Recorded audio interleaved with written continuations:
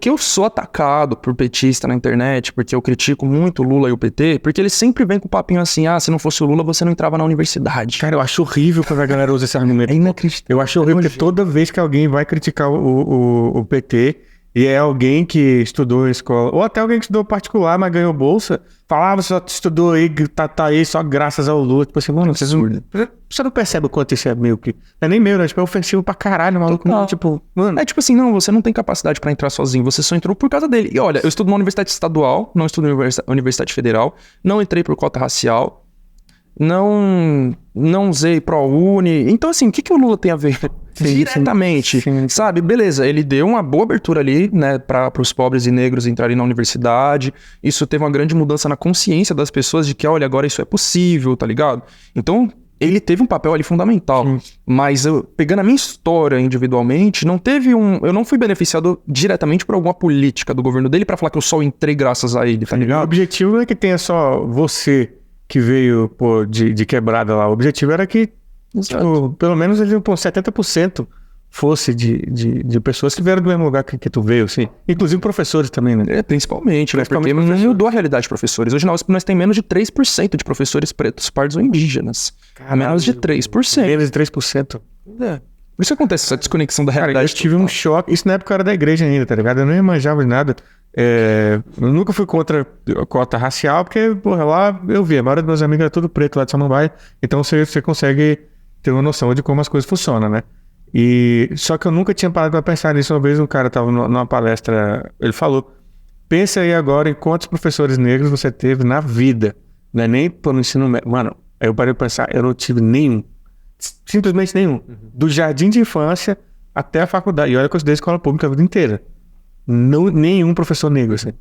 Na USP, em 5 anos e meio, e já contando 6, né, porque eu já tô no segundo semestre, então eu já sei quais são os meus professores, eu tive uma professora negra em 6 anos, né, que é a Márcia Lima, que era a única professora negra ali no curso de Ciências Sociais da USP, e ela já não dá mais aula ali, porque agora ela tá no Ministério da Igualdade Racial, né, da Aniele Franco, ela foi trabalhar no Ministério, então não tem mais professores negros nas sociais ali, na USP, nenhum. Ele ainda pergunta por que tem que ter cota, ainda é um bagulho muito, muito bizarro, né, velho? É impressionante. Cara, 3% numa faculdade pública, que teoricamente era...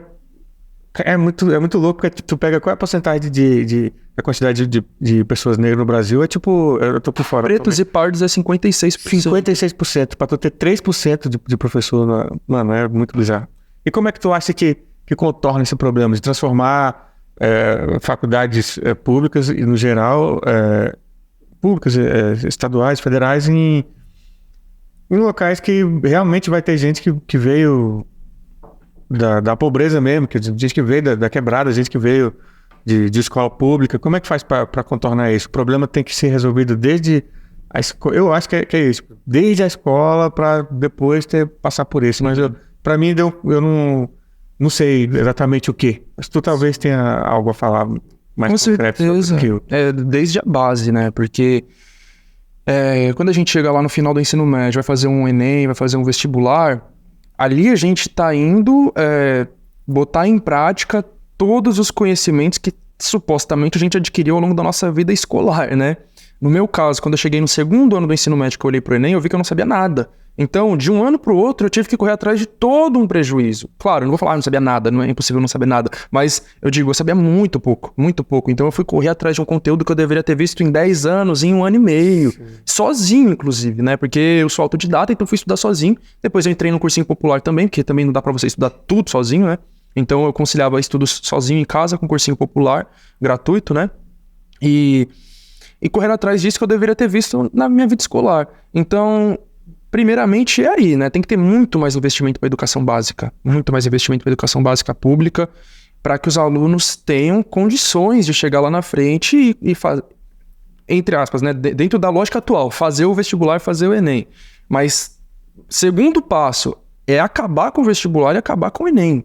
Porque o maior um dos maiores impeditivos e barreiras para que a gente entre na universidade é justamente os vestibulares. Então eles existem unicamente para isso, é para dizer, não tem vaga para todo mundo no ensino superior, a gente vai ter que filtrar quem vai entrar e quem não vai entrar. Supostamente a gente vai filtrar os melhores. Você está falando que está filtrando os melhores, você está entrando branco, classe média, escola particular, eles são melhores do que a gente? Claro que não. Eles tiveram um preparo muito melhor. Eles tiveram condições, eles tiveram todo um caminho pavimentado, tá ligado? Eles tiveram pais que estudaram na USP, que desde a infância falaram, você vai estudar na USP também. Pais que eram juízes falaram, você vai ser juiz também. Pais que eram políticos, você vai ser político. Eles são preparados desde a infância para ocuparem esses cargos, estarem nessas posições.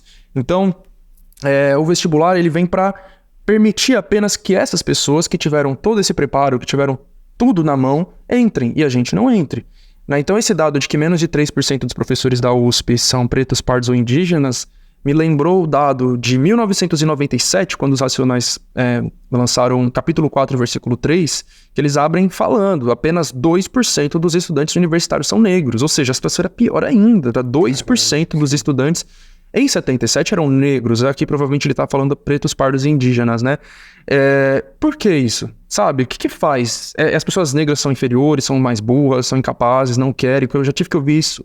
Eu palestrei na Fundação Casa uma vez, estava falando sobre esses assuntos, e uma funcionária falou assim, porque os negros antigamente não queriam estudar. Que não queriam estudar, cara, eram proibidos de estudar, tá ligado? No século XIX era proibido, Luiz Gama foi bater na porta da São Fran e eles chutaram a bunda dele, não podia estudar.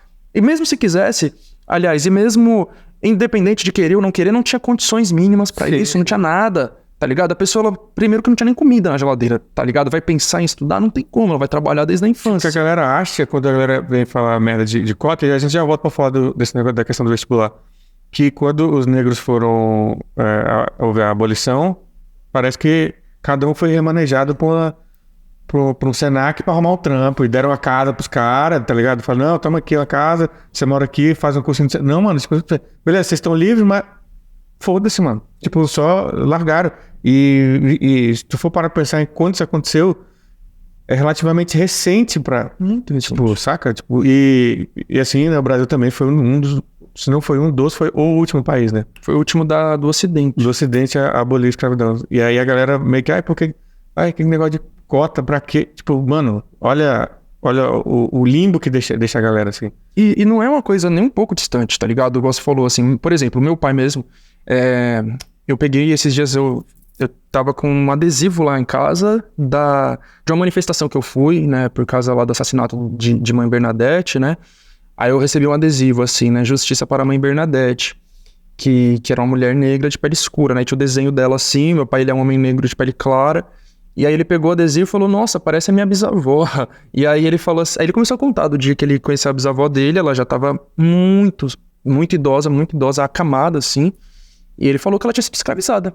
Olha isso. Então, a bisavó do meu pai foi escravizada. E ele conheceu ela quando ele era criança. Então, tipo, não é uma coisa, é lá o passado. Sim, a galera fala parecendo que é um negócio que foi há 2000 anos atrás. De forma muito recente, não tem como... o jeito que foi feito, só largar... Tanto que teve gente que teve...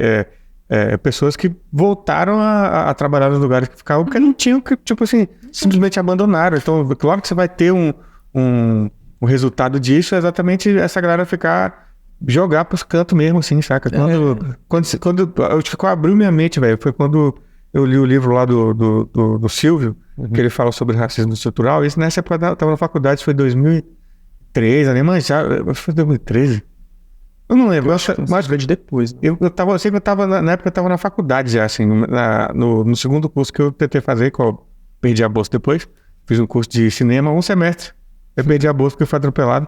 E eu era da mesma sala do filho do Temer, que o Temer não gosta de mostrar ele.